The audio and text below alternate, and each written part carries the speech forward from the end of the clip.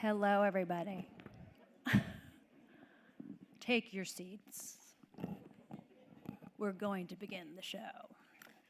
Good evening, I'm Jessica Strand, and welcome to Aloud this evening, and I'm the Director of Public Programs here at the Library Foundation. Before we begin tonight's program, in the spirit of reconciliation, the Los Angeles Public Library recognizes and acknowledges the first peoples of this land. We pay our respect to their elders past and present and extend that respect to all indigenous peoples today. I have to do this spiel every time, but many of you maybe have never come here, and this is your first time, so you'll learn all about Aloud. For those not familiar with the Library Foundation of Los Angeles, we are a private nonprofit organization devoted to fundraising, advocacy, and innovative programming in support of the Los Angeles Public Library. Thank you to the many Library Foundation supporters and members who are with us this evening. I saw many of you, and hello. If you are not a member yet or supporter, I hope you will consider supporting the Library Foundation to continue to see more programs like this one. Right there is the QR code, so it's very easy to do. And the foundation is involved in raising money for programs that increase access to information, resources, and technology to help Angelenos improve their lives. You support by going to the membership table or by scanning this. And I'd also like to thank our supporters who are here this evening, and the estate of Suzanne E. Aaron, the Errant Fox Schiff, Hearst Foundations, the Hollywood Foreign Press Association, the Los Angeles County Department of Arts and Culture, and of course, as I mentioned before, but we're very grateful to all those in the audience, library donors, and members. Well, Aloud is underway, and we in fact only have 2 programs left. One, which I encourage you all to come to, with the poet laureate, the 22nd poet laureate of the United States, and the Pulitzer Prize winner, Tracy K. Smith. She's remarkable, and we have her here on the 9th of November. So I encourage you to come. And then we have the renowned Mexican writer, Cristina Rivera Garza, who is one of this year's National Book Award nominees. There aren't many, so we're lucky that happened after we booked her. So I encourage you all to join us this fall for these last programs. This fall, we actually centered our theme on identity, and we brought esteemed writers, poets, and journalists to share their own lives and that create work that makes us better understand who we are individually, collectively helping us to grasp who we are in our communities and as part of the larger world. And these last 2 are really phenomenal. I can't push Tracy K. Smith enough, but we would love to see you all there. Anyway, now for the evening, this program that you've all been waiting so patiently for. It's very difficult to write a memoir, to strike the balance of both being brutally honest and empathic, detailed but not excessive, keenly perceptive but still emotionally engaged. Rosa manages in dwell time to figure out a formula which is singly her own. She's able with ease and grace to braid her life story with insights drawn from her career in art conservation and restoration, like this, quote, "Terrazzo is robust, but yields easily to gouges and cracks from settling and expansion. It's hard to fix without leaving enormous scars. It reminds me of my family, those Eastern Europeans who left for America and found themselves settled in the tropics, only to be forced to bust out of their foundation within a few decades. It's true of my profoundly damaged mother, who had the spark of inspiration and presence of mind to know when it was time to flee the country of her birth, but has a way of smashing relationships to smithereens." Rosa Lowinger is a Cuban-born American writer and art conservator. She is the author of Tropicana Nights, The Life and Times of the Legendary Cuban Nightclub, and Promising Paradise, Cuban Allure American Seduction. Rosa is the founder and current Vice President of RLA Conservation, one of the United States' largest woman-owned art and architectural conservation firms. Additionally, she is a fellow of the American Institute for Conservation, the Association for Preservation Technology, and the American Academy in Rome. Rosa writes regularly for popular and academic media about conservation, historic preservation, and visual arts, and Cuba.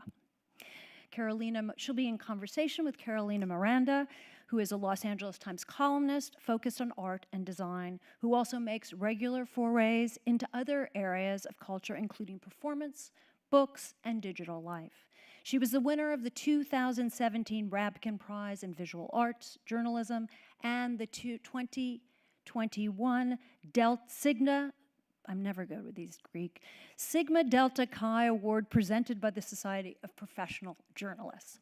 Please help me in welcoming Rosa Lowinger and Carolina Miranda. Thank you.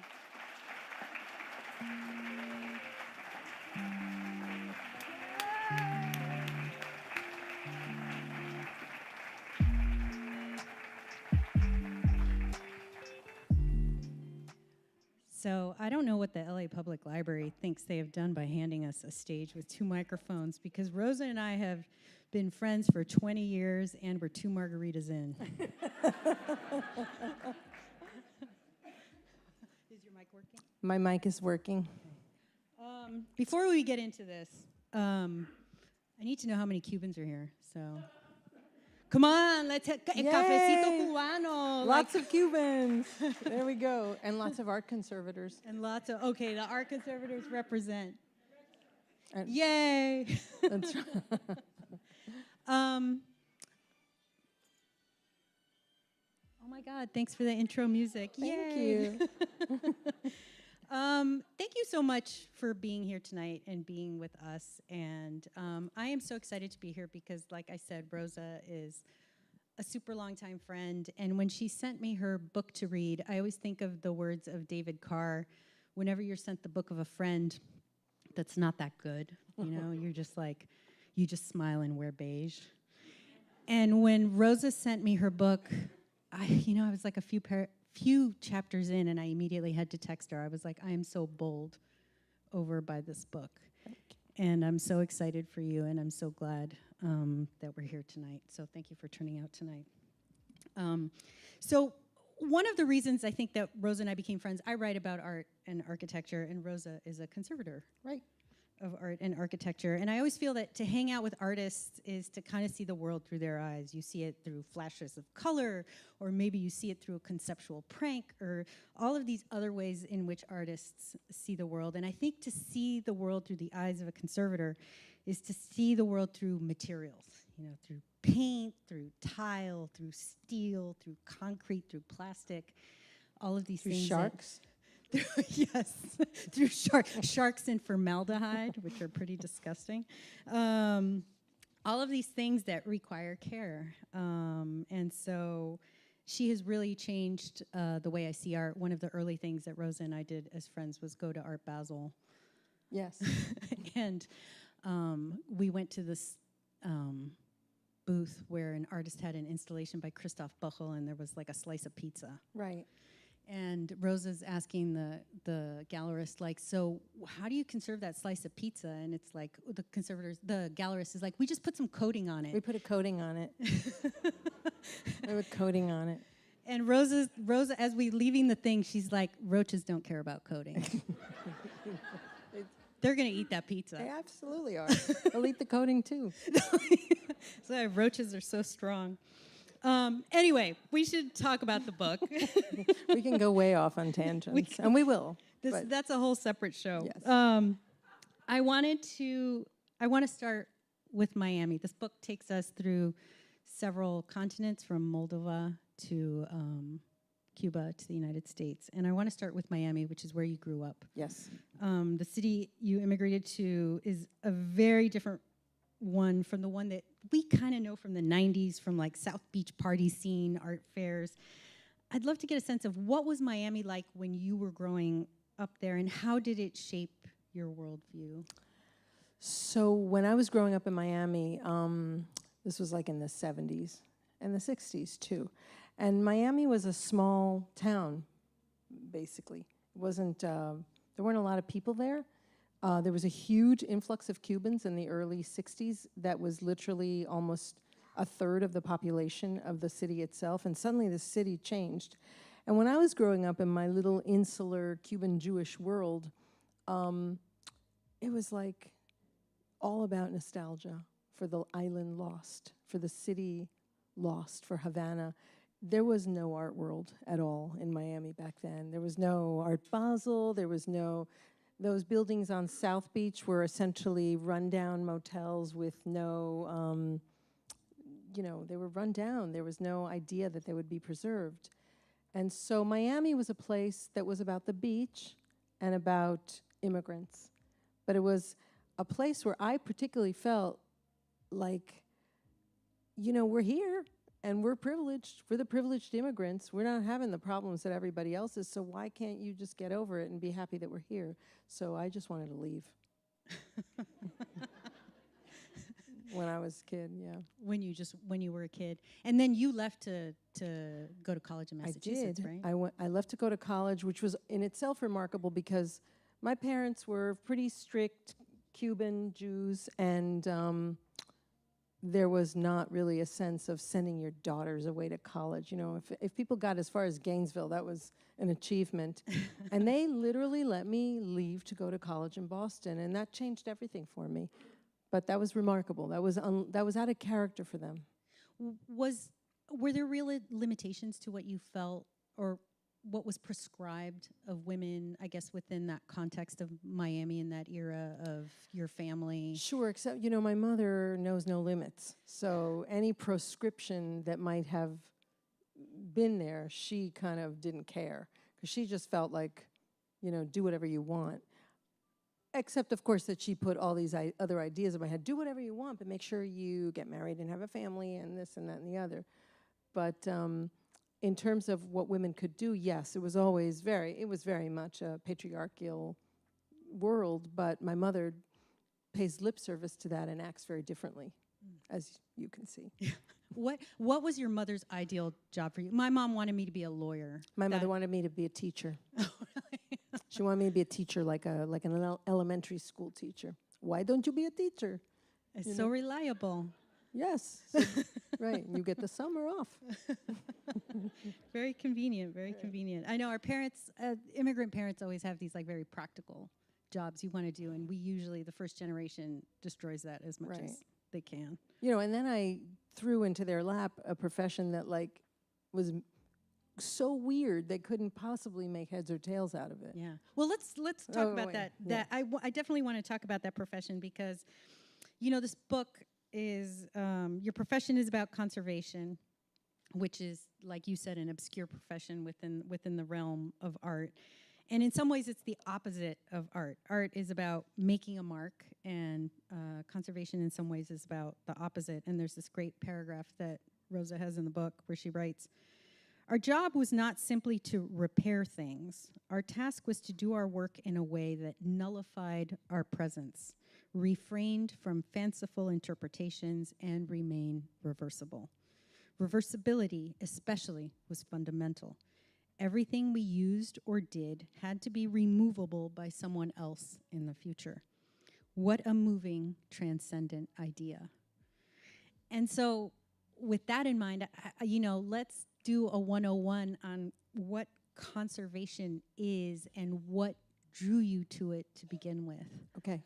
And this audience, I hope, is filled with conservators, so if I get it all wrong, please. We'll hear from you in the question and answer section. We want to hear from you in the Q&A. Because I really, you know. So what drew me to conservation was a fluke. I had a professor in college who saw me floundering because I was a visual arts major, but I wasn't a very good visual artist, but I liked to make things. You know, I was good with my hands. And his wife happened to be a very famous, renowned paper conservator that the conservators here will remember. Her name was Krista Gaeta. And her husband was my thesis advisor in college. And he said, "You should think about being a conservator." I had no idea what that was, of course. And he managed to write me a recommendation, got me an internship at the Met in my junior year between my junior and senior years. And I thought, cool, I'll apply to school. And I was immediately told, as I write in the book, by this individual who was infamous in the field of conservation at NYU, a secretary at NYU, who told everybody they couldn't get in. But she was right. I happened not to have the right credentials. But he was being courted to be the director of the Institute of Fine Arts at NYU. And when he wrote me this recommendation, they wanted to take me. So that's how I kind of fell into this profession that people were working very hard to get into. Like my other colleagues, some of you in this room, we're working really hard, taking tons of courses, doing free internships, which our field frowns upon now because it privileges people of socioeconomic advantage. And that's how I got in there, you know, and I became a conservator. What appealed to you? Because it is a very different philosophically, it's very different from being an artist. Totally. Or being an art historian. Well, it felt to me at the time, first of all, it was a profession that I felt I could get a job, because since my parents were immigrants who didn't have a lot of money, it was vital that I was able to support myself. So being an artist was off the table pretty early on, because even though I was studying art as an undergraduate, it was clear that I wasn't that good. So I wasn't going to get a gallery show or anything like that. And this was a job where I could go somewhere and get a paycheck. So that's what appealed to me about it. It also, it was technical and it was interesting, and the science was alluring, and it was a small community, you know. In the end, it's about community, and our community at NYU, at the Institute of Fine Arts back then, and some of them are in this room, was a tight, close-knit community to some extent. What, because you're a sculptor, you're specifically a sculpture Conservator. and I work you on do sculpture and historic buildings. What but I also work on contemporary art, so you know. But not painting is like a whole No other painting, beast. no works on paper, no textiles. One of the things I've learned about hanging out with Rosa is, these like kind of incredible divisions and the ways in which materials work. Well, it's like having your knee surgeon put in a stent for you, you know what I mean? Yeah. Right? You want the right doctor. Right, exactly. What was one of the first pieces that you worked on that you were like, oh yeah, I can do this? Well, it was that fabulous Vanderbilt mantle in the Metropolitan Museum, the John Lafarge and Augustus St. Gaudens fabulous fireplace from the Vanderbilt Mansion on Fifth Avenue and something or other street. And it was in the Metropolitan Museum. I worked in the American wing because when I went, going to NYU was kind of difficult in some ways because you were in New York, and New York is challenging as a place to live when you're a student. But we had the Met as our laboratory, and they were redoing the American wing. And the conservator in charge there, a guy named Steve Weintraub, just kind of sort of culled a bunch of students to bring them in to work on things. And we did. And I worked on this incredible work of early 20th century, late 19th century decorative art. And it had all these interesting technical problems. So that was a lot of fun. Wow. There are times listening about Rosa's work there, I think I shouldn't have been a writer, but instead been a conservator. But I love talking to you about it. We always have such a good time. I learned, you know, that's the other thing is if you go to an art fair and you buy art, definitely go with a conservator because they're going to tell you what's going to be falling apart in a year. Totally. And no one else seems to care, you know, like no one else seems to sort of care. The other day I was at this conference and people were talking about materials that don't need maintenance. And I'm like, are we still really talking about this? Materials like even marble decays. Materials that don't need maintenance? Like, what is that, you know? Yeah, I'd like to know. That sounds very sci-fi. So the book weaves together the stories of these three generations of your family as they make their way from Moldova to Cuba to ultimately the U.S., including some incredible passages that cover a wrenching period that your mother spent in an orphanage in Cuba. Yes. And so you fuse these very personal narratives with also these very philosophical observations about the nature of material and what it means to repair. And so I'd love to know how you came up, how did you come to the structure of the book in terms of weaving these stories about conservation with the story of your own family? Right. So I've been, our field as a whole, and me in particular, and some of us, see my friend Glenn Wharton there in the audience, who's also written extensively for general audiences, has long tried and been concerned with the idea that we need to take our story out to a general audience. People need to know what we do. And I've always wanted to think about what would be a good book to write about conservation. After I wrote the Tropicana book, I thought. And when I was in Rome, I found the book. Rosa was a winner of the Rome Prize, by the way. She wasn't just in Rome. It's all downhill from there. Sorry. So I found the book, The Periodic Table by Primo Levi, that lovely small memoir by this Italian chemist. And it's structured with it's a story about his family and about what happened to him in the Holocaust, although he omits the part about the deportation because he'd written other memoirs about that. But it's structured around the materials of chemistry, the elements. And he talks about his work as a chemist. And when I read that, it was like, oh, yes, this is the structure for a book about conservation. This was in 2009 that I found this book. But I knew that I needed a family story because that was what made that book so potent. But I didn't know what the family story was going to be. I knew it was about my family, but I didn't know what to write yet. I was just so in 2020, when I was sitting in my house like everybody else, I figured it out. And I wrote the proposal. That book is, to me, I think, so iconic in the way that it can tell a life through elements, and not just like a literal chronological journey through a life. You know, like so many memoirs start with like, I was born, right. You know, blah, blah, blah. You're talking about Primo Levi. Yeah, Primo Levi. That book's great. And so the structure of your book has struck me for the ways in which it weaves these stories, you know, stories about the nature of glass, the nature of concrete, of terrazzo, with the stories of your own family, which are some difficult stories. Right. Your family's been through a lot, and you talk very openly and honestly in the book about like challenging episodes with your own family. And so how do you navigate that as a writer, and I think with your family? Because I think that's a writer question that I always have is like, how much do you give away and how much do you keep? So yes, and you're right, it is a total writer question. When you're writing about people that are alive and that you care about, and even ones that you don't care about, because I write about some people in this book that I don't care about at all. And some people Are they named? They're named, but they're pseudo-named. And some people here know who they are, because I'm infamous in this community in some ways. But the truth is, your goal is to turn the harshest light on yourself, right? Because you don't do anything by outing someone or making someone look bad. Then you just look like you're whining.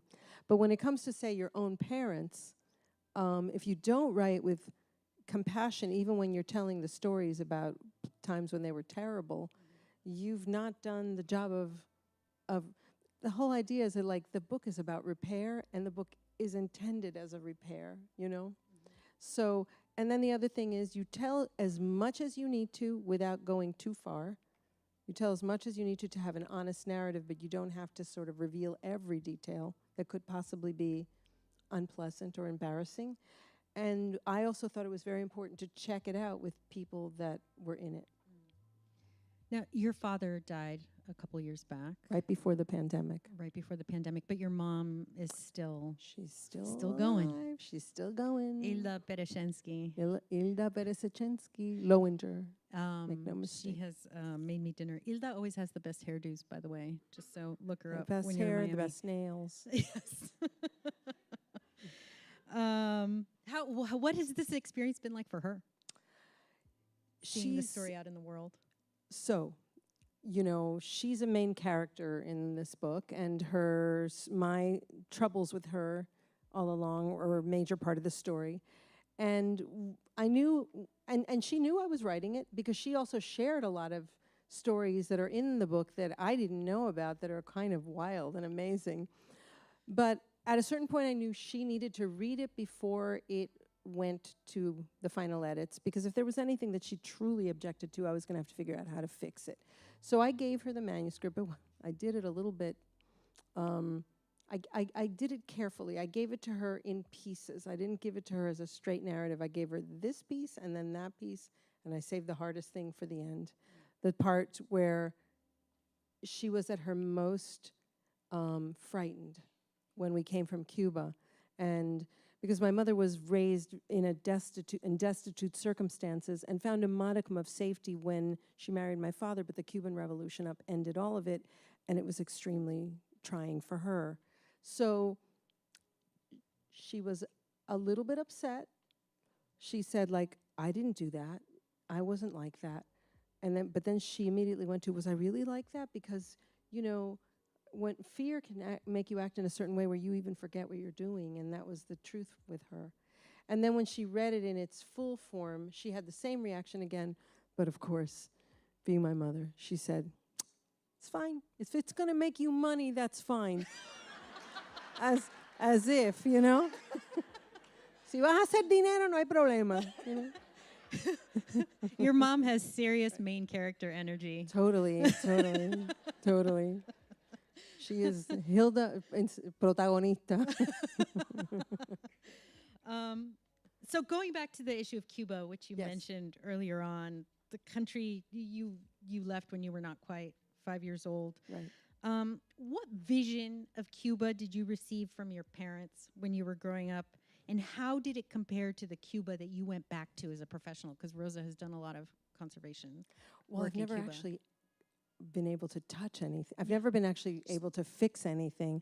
There's a lot of potential there. I've seen a lot of projects. I've written, you know, specifications under the table. But anyway, what I learned from my parents growing up, it was the Cuban exile narrative. Everything in Cuba was fabulous. It was amazing. It was the best place in the world. In particular, the Tropicana was the most gorgeous, incredible nightclub ever. And then, you know, the revolution happened and we had to come here. We had to come here, you know. And of course that changed over time. And my parents felt, and my mother feels, very much an American, right? But it was just this want narrative about we lost this, ay pobre nosotros, you know, and it was like, get over yourselves, right? Everybody's having a hard time. We're the privileged immigrants. We're the ones that come in without any hassle, right? So I wanted nothing to do with any of it. I wasn't interested in Cuba at all, and moved around. I went like a beacon to the Northeast. To me, the Northeast was where, you know, you became an American. You're like, I'll get away from Cuba by going to Philadelphia. Right.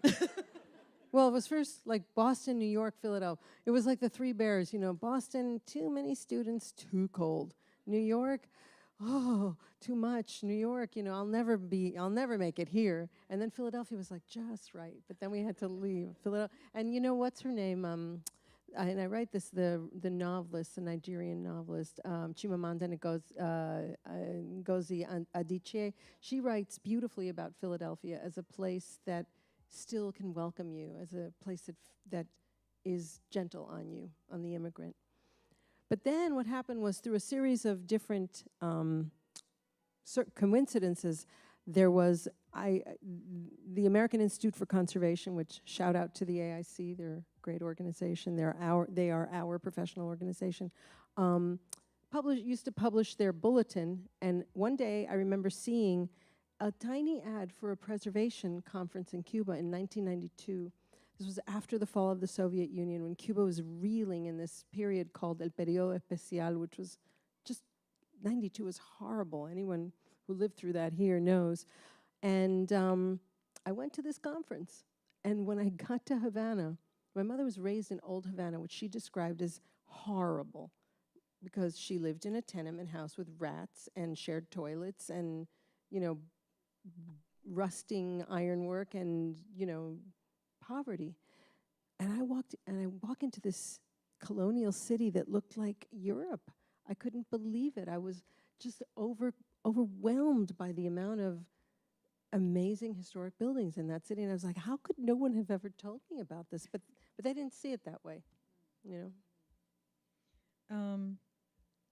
You've talked a little bit about how, to some degree, these interesting connections between Cuba and Los Angeles, that sometimes because Miami is so embroiled in Cuban foreign policy issues that, you know, things like art and culture can sometimes be a complicated thing to wrap your brain around, but that in Los Angeles, it has been where you've met a lot of artists and gallerists and thinkers from Cuba, showing work in Cuba, connected to Cuba in some way. So I'd love to know a little bit more about that connection. Well, it's really interesting. Miami, of course, is changing. Miami has gotten more interesting because Miami's not quite so recalcitrant. Is that an English word? Yeah, okay.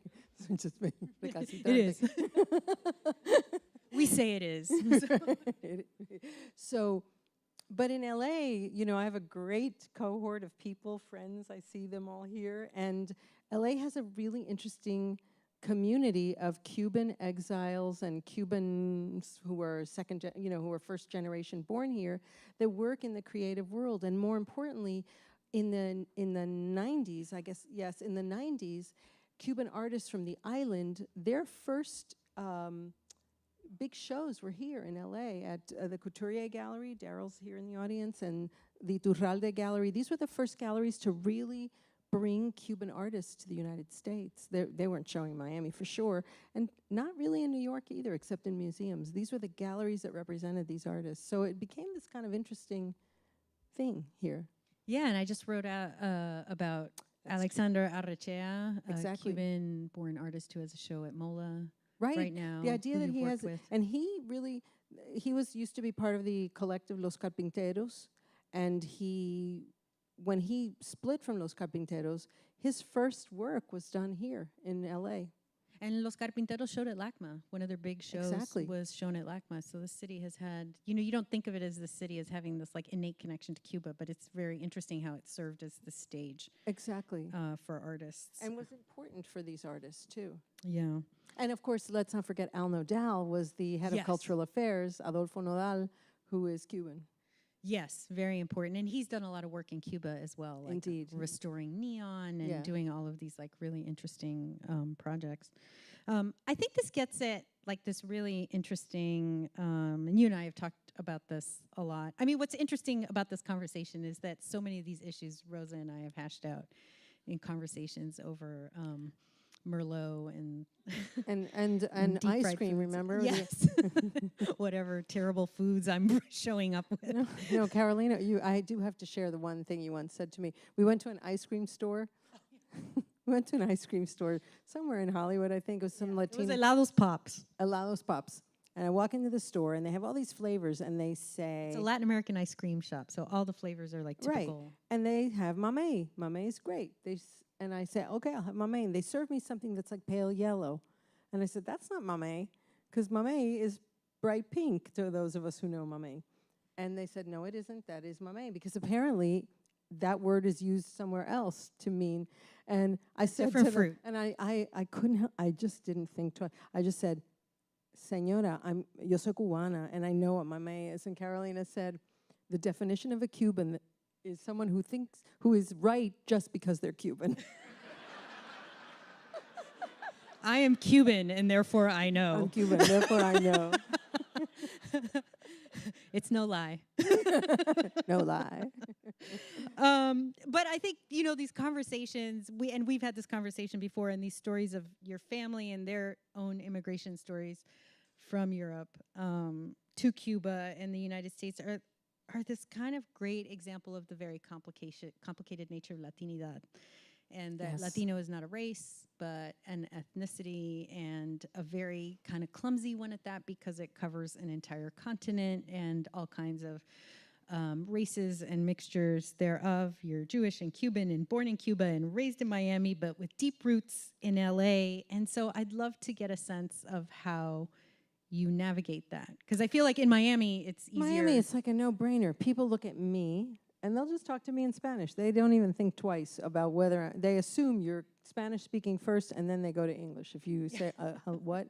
But here, it's always like I have to kind of explain a lot of things. I always have to sort of quantify and qualify why I am, and it was like that piece that I worked on for Latina magazine back in the day with. That's how Rosa and I met, was through Latina magazine. At Latina magazine, our eyes locked across the room. One of the few good things that came out of Latina magazine. But I was assigned this piece with 2 other writers, Michelle Cerros, who is like 5th generation Angelino. She passed away, but she's a wonderful writer. Was important 5th writer. generation Angelino, but did not speak Spanish, and was of Chicana background, and looked the part, if you will.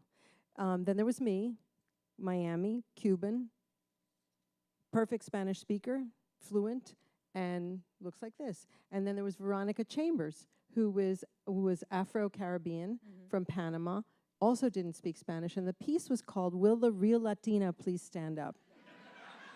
And it was terrific. It was a great, I think it was one of the best things they ever did, really, because it got us to just talk about, look, it's not one thing, and that's what I think is confusing. I think it confuses Hollywood for sure. Oh, yeah. And I mean, I think in Latin America, what has been pushed for so long is the narrative of the mestizo, the indigenous Spanish mix, and if somehow you're not that, then you're not Latino, and at the expense and the erasure, particularly of Africans, of Afro-Latinos, and so it is this constant divide. Miami is the one place in the United States I can make a restaurant reservation without having to spell my name. Exactly. Even in LA, you have to spell Miranda? Well, it depends. On the west side, yes. Yeah. Carolina. Okay, yeah. All right. Let's put under my husband's name. In Miami, Ed. well, we're in Miami. I just make the reservations as Rosa Lopez, because if I try to say Lowinger, I'll be on the phone for 30 minutes. ¿Qué es eso? I wanted to talk a little bit about process. I love the writer geek questions, and I wanted to know a little bit of what kind of writer you are and how you work. Like, do you outline? Are you more disorganized and work instinctually? Do you write in the mornings or late at night? Do you write in order or reorganize the pieces later? I'd love to know how something like Dwell Time came together in terms of process. So nonfiction, which is Dwell Time and Tropicana Nights, sells from a proposal. So you have to write an outline and a proposal. The outline, though, to me serves as just placeholders. The outline for Dwell Time wasn't the final thing, but I outlined now, and I've been working on fiction as well. That to me is like stepping off a cliff. It's so much harder work because characters arrive and they do what they do, and you try to make them do something else, and then they don't. So, but in terms of what I did here, I outlined, but I kept changing the outline with each chapter, and even the material order. The order of the materials changed based on what part of the story I was telling and what metaphors I wanted to use. But in terms of I write like it's a job. I wake up in the morning and sit at the desk. I don't, when I'm, ideally when, this, because you don't check TikTok first? That's usually what I do. Because I was on a deadline. I don't know how you check TikTok, because if I even look at my email when I was writing this, and I had 10 months to finish the manuscript. I already had 20,000 words from the proposal from the first chapter, but then they gave me 10 months to write the first draft, which was, I thought, I have to produce these many words a day, and the only way I'm going to do that is if I get up every morning, drink coffee, and write for 3 hours without checking my email or anything. And my fabulous studio mates at RLA Conservation gave me that time to not call me or anything. So I do it like it's work. It's a job. You get up and you do it, and that's how it works for me. Because otherwise, it's open ended. I'm sure you do the same thing. The days I'm writing, I do lock everything out because you produce annoyance. you produce so much. Why is nobody? Why is she not responding to me? But you respond. You're good at it. I have 40,000 unread emails, so I don't know. Mine are not among them, I will just say. I wanted to, I feel like we're getting close to the question and God. answer section, and before we do that, I would love to have you read a little Sure. section of the book, because I listen to a lot of audiobooks, and I love it when authors read their own books. Want me to read a section? And so, yeah, let's read a section, and then we have a special surprise. Are you checking the clock? Yeah, I got the clock Okay. right here. I got the clock. making We sure. are so good. Okay, I'm going to read a small section that takes place in 1994 here in LA. In 1994, I was living in Los Angeles when a 6.7 magnitude earthquake struck the nearby town of Reseda, although it was named the Northridge earthquake. I had barely finished cleaning up the broken dishes that fell out of my kitchen cabinets and the ceiling plaster that littered my dining room when the phone started ringing. Before the power was fully back on and people were allowed to leave their houses, I had a week's worth of appointments. A month later, every table and bit of floor space in my studio was crowded with vases, terracotta busts, plaster reliefs, and dented bronzes. Though most of the work consisted of straightforward repairs, some projects had complexities that I had not yet figured out. I learned fairly quickly that people's aching needs in times of disaster can overpower one's professional judgment. I found myself frequently saying, sure, this can be repaired. It won't be perfect, but it'll be pretty close to it, even when I had no idea how I would approach an object. It was a product of inexperience. I had never faced a disaster of that magnitude. But it was also a yearning to help people deal with the stress that accompanies upheaval. I can't fix the city or your house, but I can put together that tiny broken vase, not much bigger than the palm of your hand, that had been a birthday gift from your deceased husband. Several months after the quake, a correspondent from ABC World News Tonight called me looking for a story about conserving cultural property in the aftermath of a disaster. The airwaves had been swamped with stories about collapsed freeways and parking structures, and this was going to be a new angle. A cameraman shot footage of my studio as the reporter asked me questions. He pointed to a broken terracotta portrait bust. "Isn't this impossible to fix?" he asked. "Not at all," I responded. "Come on, really?" "Yeah, really. Repairs to terracotta and ceramics are pretty straightforward. It takes time, but you get it done. There aren't many unknowns to this sort of thing." "Okay," he said, "show me a project you consider daunting." I looked around the room and settled on a large copper sculpture with a pattern of concentric circles and a warm brown patina. The piece had fallen off a pedestal and had a deep creased dent along one side with a corresponding crack along a seam. To make it right, we were going to have to heat the metal, possibly drill a hole and use a dent puller. This was going to darken the patina, which would then require tricky blending that wasn't going to be easy.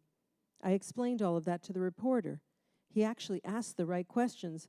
"Why don't you just polish it up and let it darken again?" "Conservators try to make as few changes to a work as possible," I explained. "Our goal is always to retain the original wherever we can." The cameraman circled us, his lens trained on my face as I spoke. The reporter nodded knowingly, appearing to understand. Months later, however, when the segment aired, our conversation was replaced by a voiceover. You could see me talking, but all you heard was the reporter saying, "She isn't daunted by broken ceramics, but she hates metals." Hates metals. Not only had he misrepresented what I said, he had missed the entire point of conservation. Conservators don't hate what's daunting. We live to problem solve.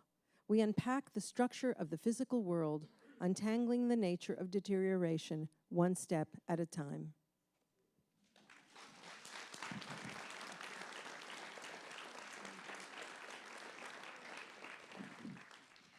I think the thing that I so love about that passage and about that story is that we can think of conservation and the people who work on art as kind of this arcane extension of the museum world, but it's really about like preserving what is important to us and preserving culture, the culture that binds us. And I always think one of the big events that has happened over the course of our friendship was Rosa went to Haiti in the wake of that massive earthquake to remove fragments of a mural, and you're working in very difficult Yes. conditions. Yes, this was in 2010, and I went with my colleague from a paintings conservator named Viviana Dominguez. The two of us went over to remove the remaining murals. There was a beautiful Episcopal cathedral with 14 murals by the top painters of the 1950s in Haiti, and the building pretty much collapsed, and only 3 murals remained on walls that were teetering, and we went to remove them. And I remember you got me to write a piece for WNYC.com. You hooked that up because it was remarkable. To me, I just couldn't believe that people were paying attention to preservation of cultural property when there was so much human misery all around us. My colleague, who's from Argentina, was like completely, not surprised by this at all. She just kind of got to work. But for me, it was really kind of hard to get my mind around. I mean, there were it. like people in Intense, no running water, cholera. We would slather ourselves with insect repellent every day to make sure we weren't bitten by mosquitoes because of malaria. And we couldn't bring anything. We couldn't even go on the streets. We were told we cannot leave the hotel or the compound without an escort. It was just driving me crazy.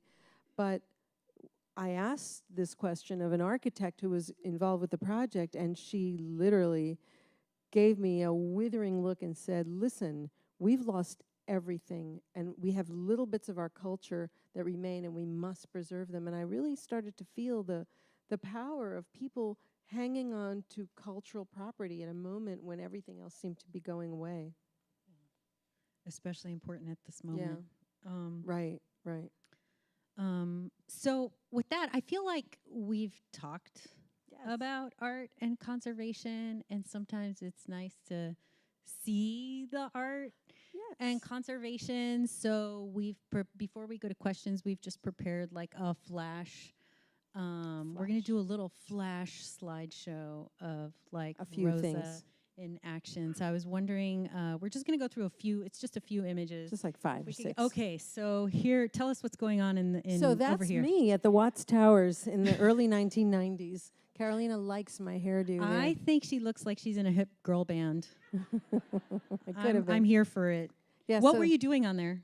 I was probably removing an old repair from one of the towers, or it looks like I have a tool in my hand. In this image, I'm just kind of like caught off guard. I was probably listening to the project engineer drone on, not Mal Green, who's in the audience, the previous one.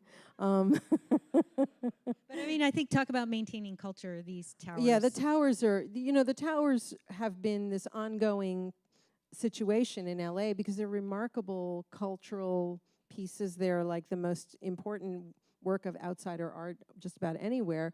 And it took many years for the city to figure out really what to do with them. And there were all these plans all along of like finding the miracle process that was going to repair them. But really what it's come down to is it needs ongoing treatment, and LACMA's now taken it on as a project. They have excellent people working on it, because the idea is when you repair one area, another area starts to come back up. They just need ongoing care. I think this is something people don't think about when it comes to art, is like it always requires maintenance, This coffee table gets dirty, right? Yeah. If you didn't clean this coffee table for 2 years, it would be filthy. And I say to people, Oh. Hello. You think you can have a sculpture in your house that you don't maintain for 2 years, or a piece outside that you're surprised needs to be washed when you wash your car like once a week? So anyway, we all know, Yeah, well, that Ellie. We can share. Is it on? Okay. Yeah, we all know what LA dust does to things. All right, let's go to the next image. We're going to keep this fast.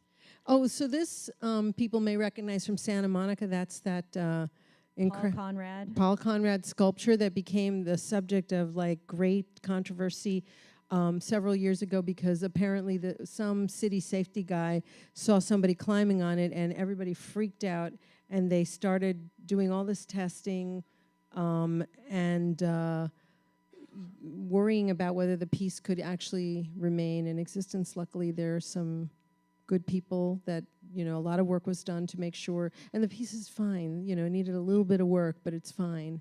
And that is this is a dramatic shot of cleaning it and painting the top of it. This is serious work. This is not just Q-tips. No.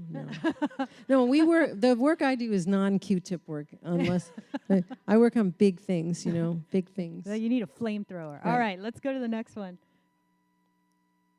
Yes, and this is a project that RLA Conservation, the firm that I founded and that is now owned and managed by the next generation of practitioners, one of whom is here in this room. This was one of our projects. We worked with architect John Fiedler on this project to basically, the mosaic on the building had lots of tesserae loss, and there was a lot that were in bad condition that needed to be removed and replaced. And we worked under John Fiedler's guidance to actually do a survey of every inch of that mosaic and figure out what needed to be replaced. And then we found sources for the material in Italy. They're still made. They're a little different now. And so what was done is, we didn't put them back on because it had to be done by a union shop. But we worked with them to make sure that we replaced those properly in such a manner that you didn't have like a just giant chunk that was the replacement ones. But I love that because I pass that all the time. That's I in my know, neighborhood. and that building is so gorgeous. Also, somebody was murdered in that building. I don't know if you know that. Yeah, look up that story in the 80s. Oh, in the 80s. Yeah, some dude went and shot his wife in that restaurant. Yeah, when I first moved to LA, because I've lived in that neighborhood ever since I moved to LA. Yeah. I've been there for 30 years or more. And that used to be the Robinsons department store. May Company. The May Company. May Company. Right, sorry. All the Angelinos getting worked up. No, it's May Company. Didn't Robinsons merge with May? And I remember buying pantyhose in that building and riding the escalators. Yeah, no, interesting May fact. Company. Somebody was Of course, killed there. May Company. I'm here with all the goth details. All right, let's go to the next one. Ooh, yes. This is amazing. Yes, so in 2020, the San Gabriel mission was hit by arson, and the building was badly damaged. And this retablo that was on the, you can see, I don't know if you can see, I'm having trouble with the lights in my eyes, but can you guys see on the left? The church was really badly burned, and they had this fabulous retablo, which is called a reredos, with all these sculptures. And we were part of a larger team. Again, our colleague Mel Green was the engineer on that project, and there were architects involved as well. But we did the technical problem solving for figuring out how to get back to certain decorative finishes, and also we worked on the sculptures, which was fascinating because you can see how fire damage happens. The ones that were on the lower register were covered in soot. The ones on the upper register were charred. They were charred. But we cleaned them. We got the char off of them and cleaned them. Yeah, using some chemicals that are the title of the book, Dwell Time, because you manage the strength of these chemicals by creating these gels, and they slow the process down, and you can use harsher things on a surface. Anyway, a building that goes back to LA's roots. A building that goes back to LA's roots and has some sordid history around it as well. Yes. But it's also an active house of worship with a community that really loves it. So it was really gratifying to be part of that. Of course.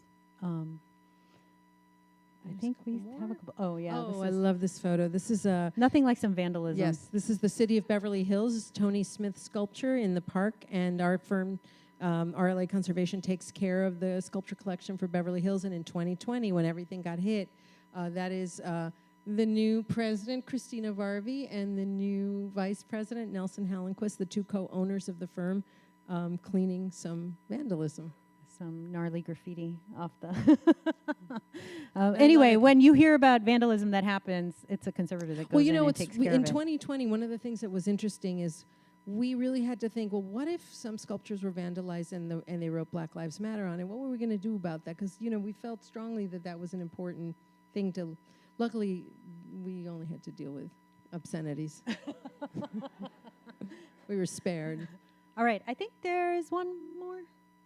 Oh, yes. Oh, yeah. Great project. Does everyone know? This is the the pool at the David Hockney pool at the Roosevelt Hotel, which RLA has repainted a number of times, because the idea of painting a painting on the bottom of a pool is kind of a big risk, and it just needs to be done every so often. Yeah. And then I think we have one of Rosa. Oh, this one is this is a long project. This is the Oldenburg sculpture Soft Screw that was made by Gemini here in the 1980s by fabricator Jeff Sanders up in Ojai. When they were first doing these early experiments with plastics, they just kind of tweaked around with it however they wanted. And then they are all falling apart.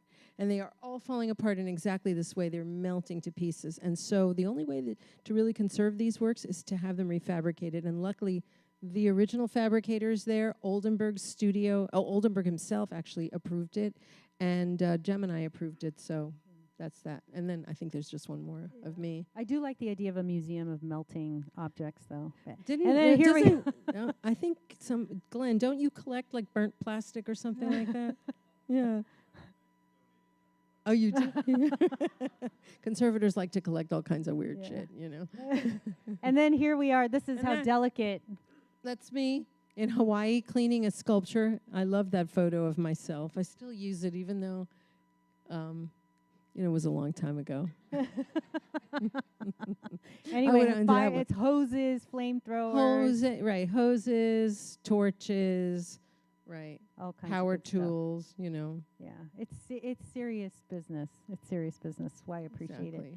it. Speaking of serious business, we probably have some questions. And there's folks. There's Thank you for coming, everyone, by the way. Amazing library folks in the audience who will be distributing microphones. And in fact, somebody is coming right towards this gentleman. I'm sorry, I forget your name. Hey. Jorge. Okay. Hi, Rosa. Thanks, Jorge. Nice Hey, to Jeff. see you. I've been reading a lot of Spanish history lately, Mm-hmm.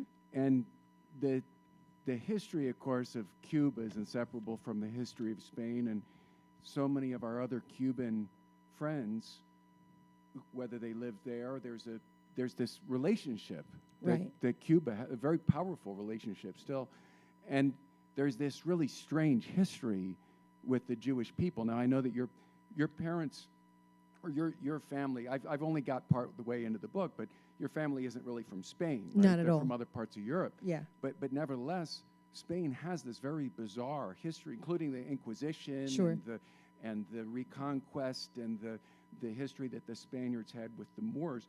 And I wonder if you could just talk a little bit about that, whether you think about that identity as a Jewish Cuban American I don't person. think about Spain that much except as a fun place to go, because I have colleagues and friends who are Sephardic and really connect very strongly with that Spanish history. And that's the thing about Cuba, is that Cuba was a kind of mini version of the United States, in that it is this extraordinary, and always has been this extraordinary melting pot of peoples from everywhere. From Spain, of course, a lot of people from Spain, but also the African presence in Cuba is vast, and obviously they didn't come there by choice, but all of Cuban culture is colored by African culture. And so you have Jewish people, and you have Europeans, and you have French people, and a lot of it is just sort of the way Cuba is. But in terms of any specific connection to Spanish Jewry, the Sephardic traditions, I don't really have that, except knowing people that have that tradition and wishing I had it, because it's kind of cool. I think so. I'd love for you to just articulate where exactly your family. Yes. So roots my lie. mother's father is from Bessarabia, which is eastern Romania, Moldova, and my father's father is Transylvanian, which is western Romania, Hungarian-speaking western Romania. And they both came to Cuba independently roughly around the same time in the 1920s, when the immigration laws here were so tight.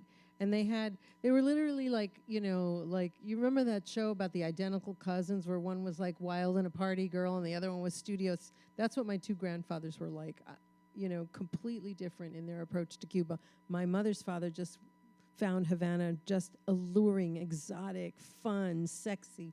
And my father's father was nose to the grindstone. Let's just make some money. Do we have any other questions? Oh, back there. Thank you.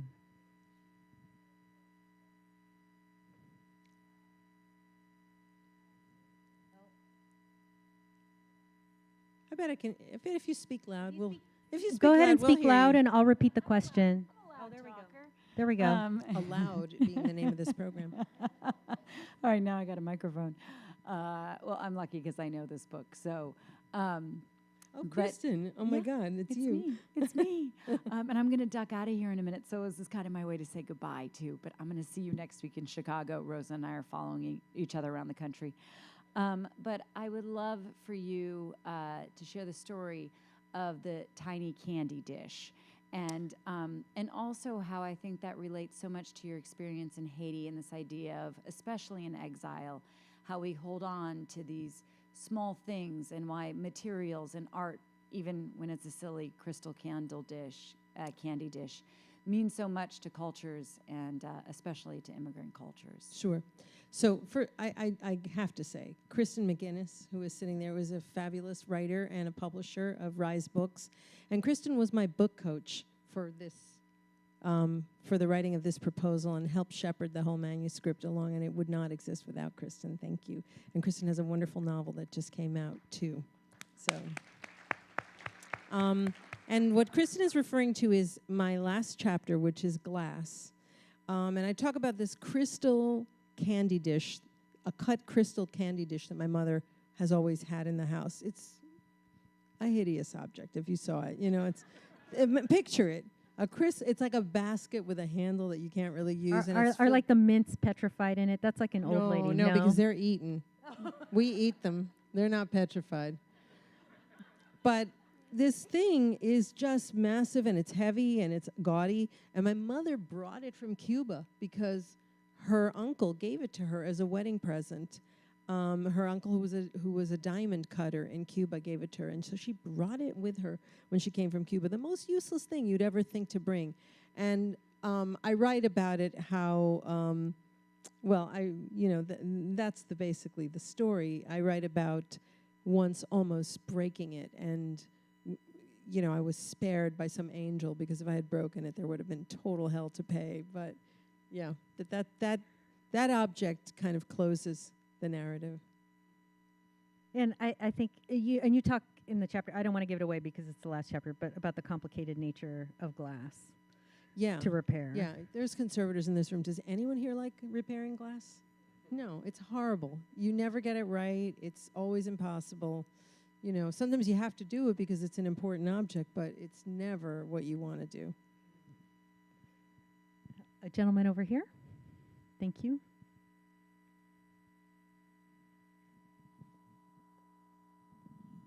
Hi, Rosa.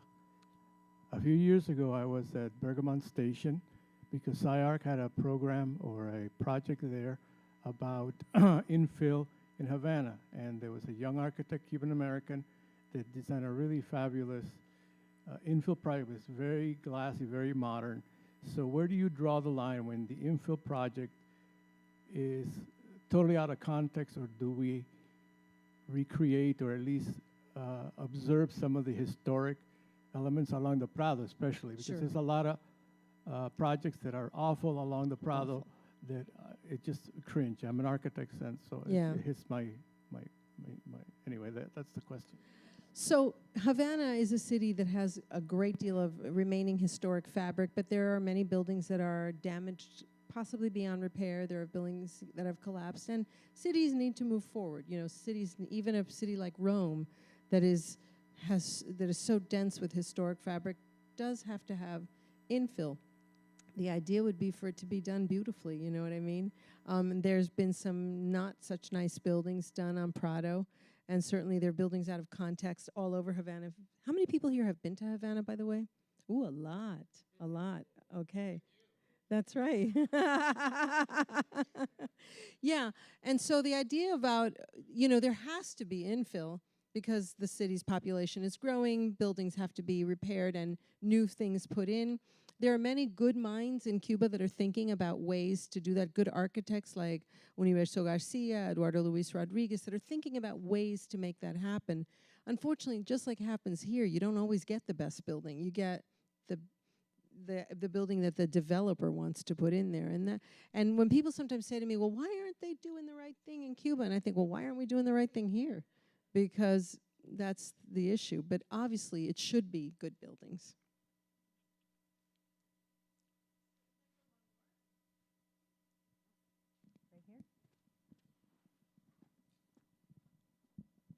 Hi, Rosa. Hi, Jackie.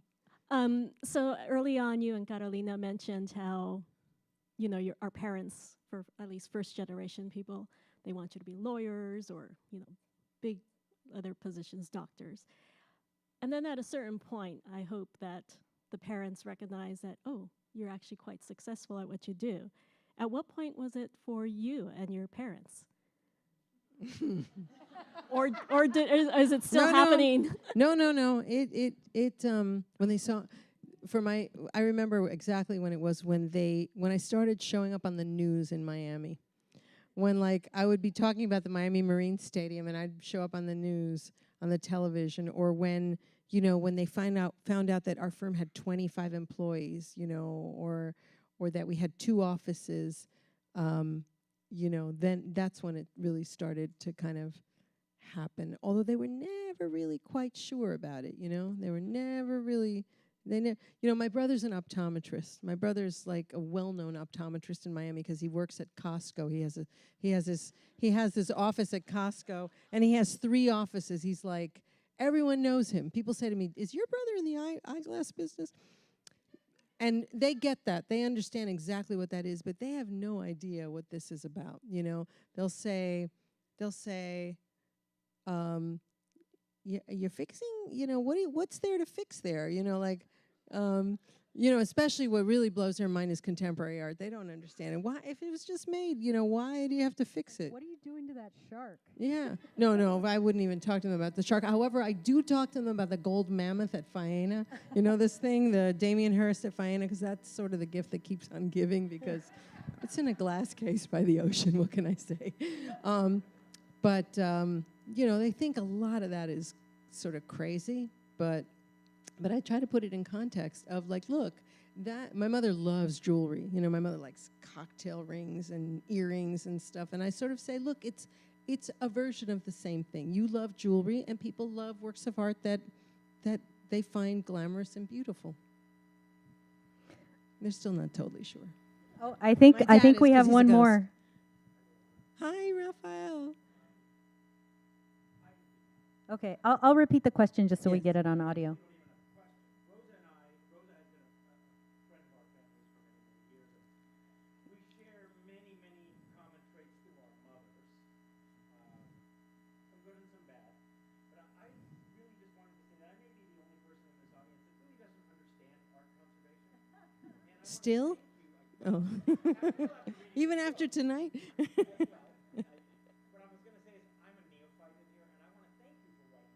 Thank you. Thank you. Thank you. Thank you very much. And let me just tell you, his mother, if anyone here read my book, Tropicana Nights, his mother, Rosa Sanchez, was the life partner of Ophelia Fox. Salud. And she really was hard on me. She was super hard on me, but she was also super hard on him. And we were very, I worked very hard to find him. I think before we go out, thank you so much for all of those thoughtful questions, some of which I wish I'd thought of. But I just want to end with what has been the project that's been most meaningful to you over these years? The conservation project. Yeah. There's so many, it's kind of hard to parse it out. I write about a few in the book. I mean, I have adored working on the Miami Marine Stadium. The Marine Stadium is really important to me, and it's vital to me. But that's a stadium, a large modernist stadium that's on the water. In Miami, just look it up. It's beautiful. But I have to say that there's certain milestone, and when I wrote the book, there were certain things that came up when I was young, and when I first worked at LACMA in the 1980s, I came here, and my colleague here, Glenn, was running this silver polishing project to just test the best methods for polishing silver. And conservators are very concerned with polishing silver because when you polish silver, you scratch it. And so you're trying to scratch it as little as possible. And that dialogue within a museum, and I've never worked in a museum. I only worked there for very brief periods of time as an intern. I've always been in private practice. But that idea of working with a team of people and really hashing through an idea that might seem so simple I've never forgotten it. It's been like 30 years. Thank you so much. Thank you all. This was guys. awesome. Actually, Thank you. I will say one more thing. Oh, There yeah, is a project that is really amazing, but I'm not allowed to talk about it. Read your local newspaper Read soon. the newspaper. Keep your eyes peeled. Thank you. And thank you for the guys. public library for having us today. This was Oh, wonderful. Thank you guys. You were great. Thank you. Thank you. Thank you for having me. Thank you for Thank being you. here, everybody. Thank you. It's really great to have you here. And now you can talk to Rosa as she signs her book in talk to me the as I sign. outside area where you can buy it and read Yes. all about her life Yes. and her mother. And my mother. To mothers, thank God you're here. It was your mother. Thank you, Mom.